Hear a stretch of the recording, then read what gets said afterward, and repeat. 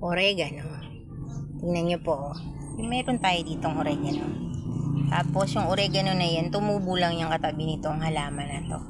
Ayan, tingnan natin kung sino sa kanilang dalawa ang magwawagi dyan sa paso. Alam nyo ba? Itong oregano, titingnan natin na ganyan yan. Pero malaki pala ang maidudulot niyan sa ating mga kalusugan. Ito pong oregano, guys.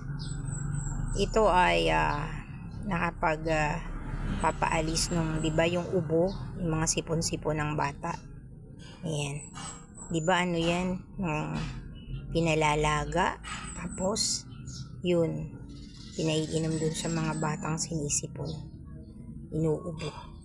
Tapos ito din po ay nakapagtataboy ng lamok. Kaya tingnan nyo, oh, nagtatanim ako niyan. Ang purpose ko po kung ba't ako nagtatanim niyan, para dumami sila at makapagtaboy ng mga lamok, lalo na po ngayon na panahon ng tagulan. Yan po ang ating oregano, pantaboy ng lamok, pantanggal ng sipon ng bata.